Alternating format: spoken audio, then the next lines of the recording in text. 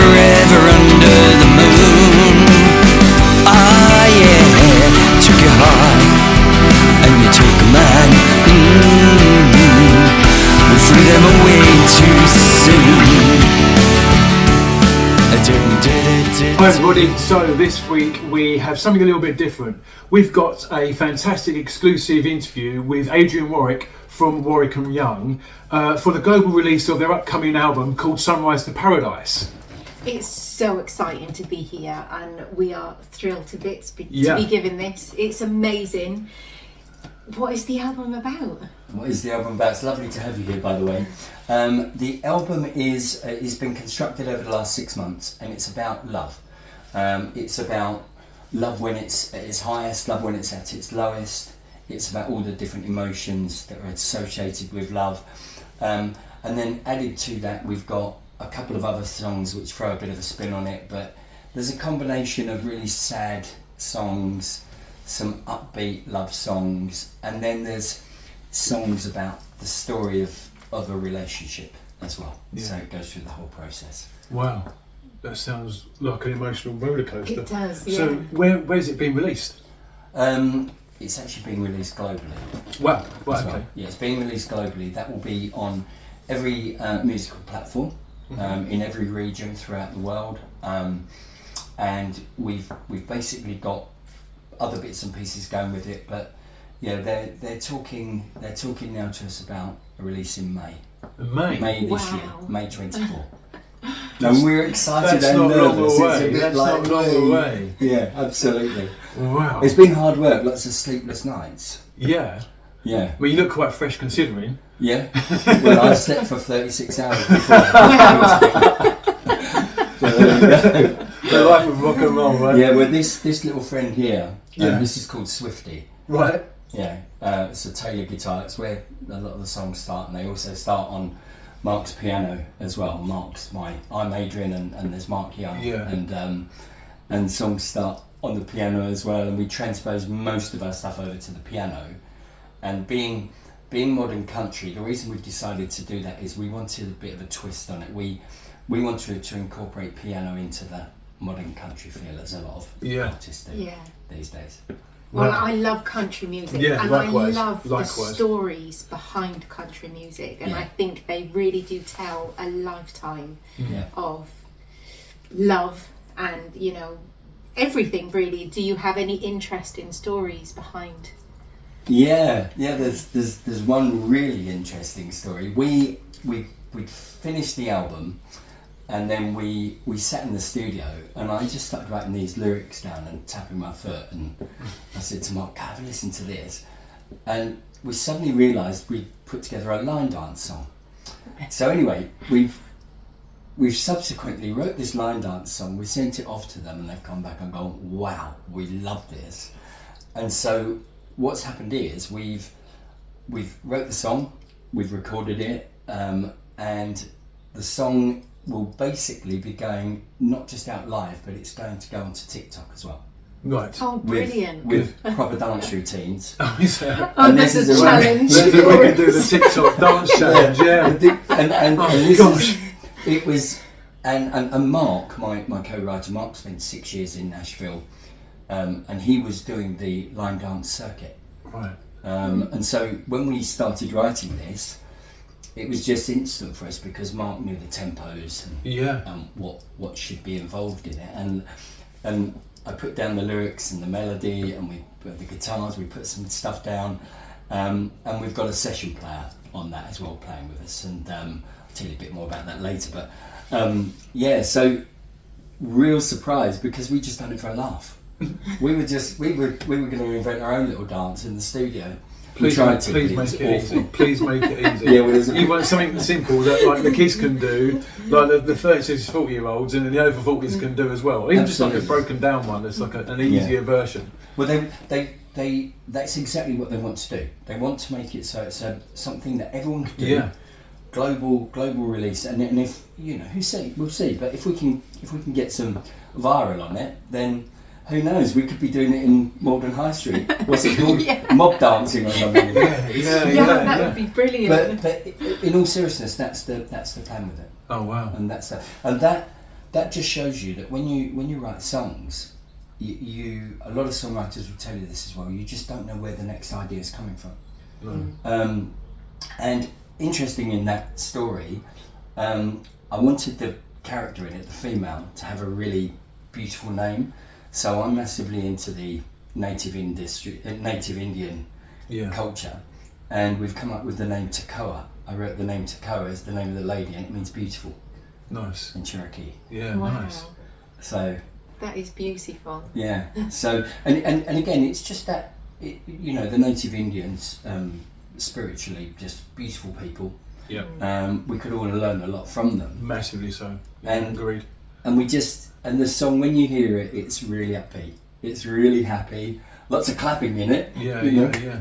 All this kind of thing going on. But perhaps I shouldn't have said that word. But there you go. But it's all So that was a real surprise. It came from nowhere, and it took us minutes to write it. Yeah. Oh, I cannot wait to hear that one. Yeah. So we expect to see you doing the dance. At some we point. will do. Definitely be well. Challenge accepted. Yeah, I just need to work out which of my foot is the left foot and which of the other one is the left I foot. don't think that matters too much. Your caller will tell you that. So there you go. So obviously it's country music. We're UK based. So where did you record the album? We've recorded it in a studio in Essex. Okay. We're very lucky, and we've got a nice studio. And within that studio, we invite some of the session people in, but they've also got their own studios these days. Yeah. So a lot of it is done, as anyone who's in music will know. You send a call out, and they record something, and they send you stems, right? And then you mix them in. But it was recorded in Chelmsford, and it's been a long process. It's been 6, not every day, obviously, but 6 months of in and out of the studio, and we love it. So has all the photography and the videos been done locally as well, or are they? Some of it has been. The photography for the album cover and also for 3 of the singles was done by a guy by the name of John Bukowski. Okay. John got a call from us. He met with us and said he'd love to work with you, couple of scoundrels. So we said yes, and he took us into various locations. We went out 3 times with him. The first one was a bit of a failure because we planned to go out and it was meant to be sunny. It was 90-mile-an-hour winds. We both looked like freezing cold as we were walking down in t-shirts. It was about -4, so that didn't quite work. The second time we went out was fantastic. It went well, but it still wasn't up to what they wanted, and we went out again for a 3rd time, and the 3rd time it just gelled and worked, and he caught our best sides, wherever they are. He caught them. 10,000 photos later. He told us he caught the best sides, and we've got the album covers. The album covers done and decided, and we've got 3 single covers that are coming from it as well. Okay. Wow. Okay, so do you get set the time frames to get those done by? You have like the deadlines? Because obviously there's people behind the scenes, right? You've got publishers, distributors, so everyone's got a time frame to work to, so you have to get that done. We all agreed that we wanted the album out hopefully by the summer, and we're on target for that. There's still, as we talk, there's still bits and pieces to do. It's not all done yet, but we'll be ready for, we think, a release by the end of May. Almost definitely, because when you get everything ready, there's a lead-in period and so on as well. But we're as I've said before, we're really excited. We're nervous. You're always nervous when you're creative, because your work's gonna go out and be seen, and you just hope that it gets a few ticks. So obviously you guys are the front of it all, and you've got the easy job. It's those people behind the scenes, like the publishers. You've got the session players as well to tie into it. Yeah. So from someone who doesn't know, is it a mass production that goes on, and you two are just like the tip of the iceberg, and then below the water is just this kind of machine working? Yeah. Who does that for you? Good question. We've got on this one a publisher is Centric Music. Mm-hmm. A distributor is EMU, and basically your publisher is there to protect you. Your distributor, like in any form of life, your distributor is going to get you heard. It's going to get you seen, and without a good distributor, it's hard. And our distributor is English and Hispanic as well, and they will be putting it out globally. And then you've got on the writing side, we write the songs. Every song starts on either a guitar or a piano, and just with a melody and a lyric, and then we expand on that. And with that, so we both write. I do all of the lyrics as well, melodies. We both arrange, and then Mark, my co-writer, does the production. So the process is quite and it's. But I think people think that you get your guitar or your piano and you do this, and the song's recorded in 10 minutes, but it doesn't work like that. and also, you know, there's when you're arranging songs, you get those little ideas. Do we have a tambourine shuffled in there, or do we do this and do we do that? And when you listen to music, if you really listen, you'll hear little things going on that you can sometimes miss. And it's always good to listen to those things. And then do you have that point where you say, well, do we need a tambourine? What if we change it for something different and we put, you know, a different vibe to it? Or do you try and keep it within that? No, it's something you'll find something that works for that particular song. Yeah. So whatever instrument it is, you just chop and change and like play around with it. Yeah, or do you have a set idea? No, you do. You have a set idea, but it always changes. Yeah. Things always change. The feel changes, and you sit there. And one of the nice things about being a creative, and I'd imagine it is for people who paint as well, that they might be painting a picture, and they just think, oh no, if I do that, it's going to bring it to life. And it's all about. I'm a great believer in that. You've got to be into the persona of a song for people to believe it. And you said about the stories as well, and we have got stories to every song. Every song will tell a story, and that's kind of it's an unwritten rule of country, and quite rightly so. I think that's quite key to country, isn't it? Yeah, so there's always a song behind those. Yeah, and our country's quite modern. It's crossover pop country. There's some Americana in what we do as well. We've been told, and if this is the case, then it's an honour, but we're compared with the style as a bit Tim McGraw, a bit Keith Urban, Warwick Young type stuff. So it's quite a modern feel.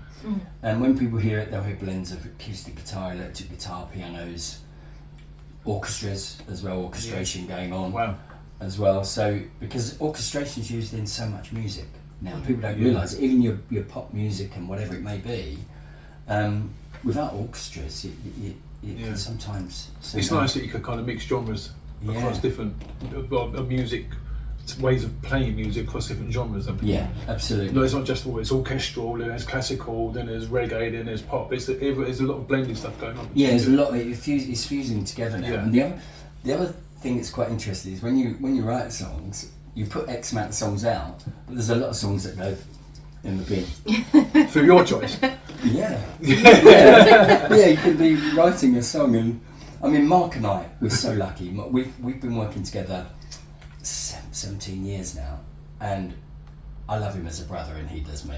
We're best friends. We have the time of our lives. He's so talented. He tells me I'm okay. And so he's a talented one. Yeah. Plug for you, Mark. But no, we really do work well. We know what our jobs are, but we also we can also throw in ideas on each other's work as well. Yeah. So Mark might occasionally say to me, "What about changing that lyric there?" And I might say to him, "What about playing those chords there on the piano?" And however it goes on. But we're very lucky, and we work with some really good session people. And can I mention who they are? If you want to, yeah. Yeah, great. We've name drop as much as you want. Yeah, we will. But Pete Crisp has played lead guitar on one or two of the tracks. Fantastic player. He played on our he's played on our Woman track, Love tracks, and we've got 2, possibly 3 songs going to films we know of at the moment for consideration, and Pete's played on one of those, and thank you Pete Crisp, you're fantastic. Sometimes take a bit of time to get the stuff over, but who cares? And then we've got. Do you want us to edit that bit out? No, keep it in. No, let's keep it in. Because it's those people that help to make the song as well, isn't it? Yeah. It's not just you guys at the forefront. There's a team of guys. We said earlier, there's a team of guys that do make the song what it is, right? Yeah, absolutely. And I think as well, if you think about it, music's part of all of our days. Yeah. If you're at work, if you're in your car, wherever you are, if you're listening to music, it's different than being in silence. I think it's quite comforting.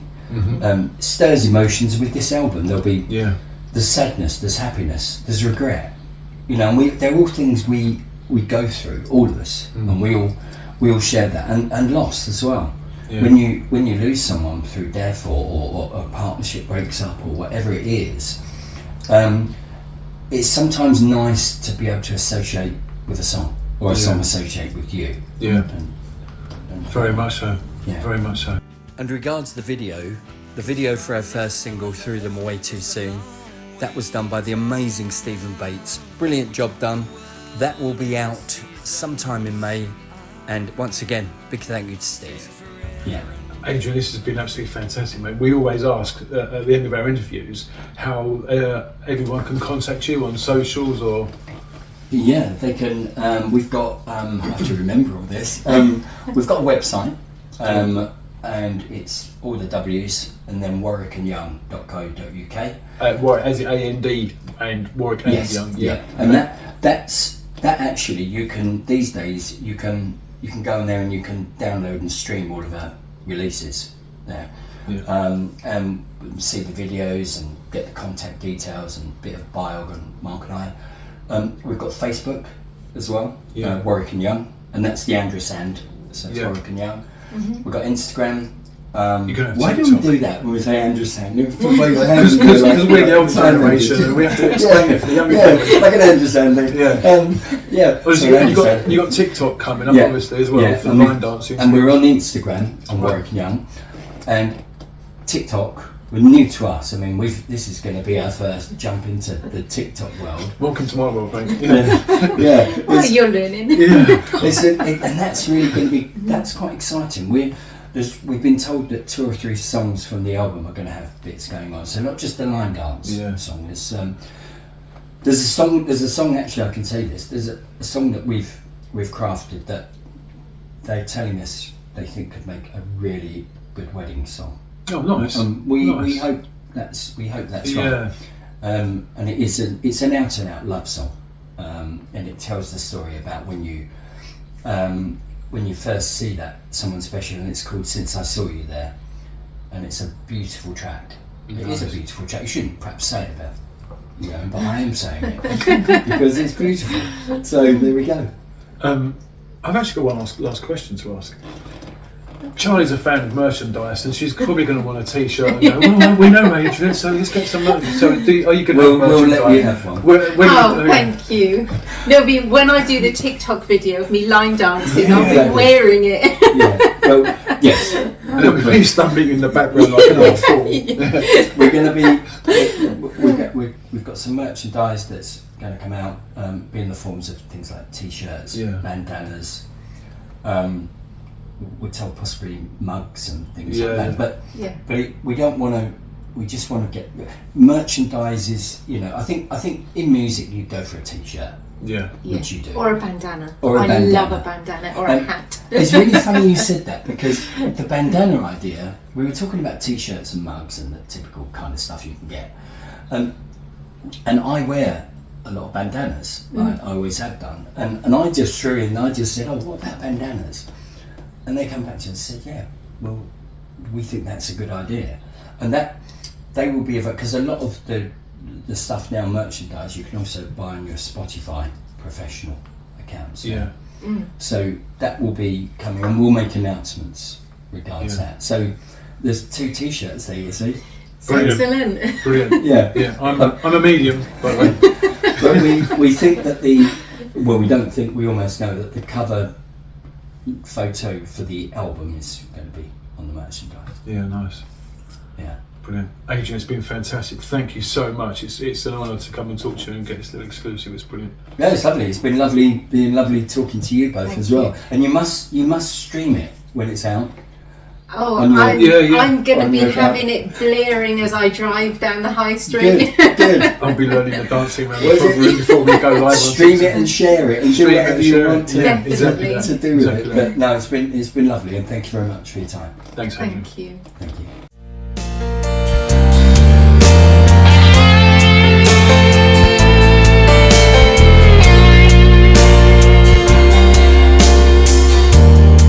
Sit and listen to those love songs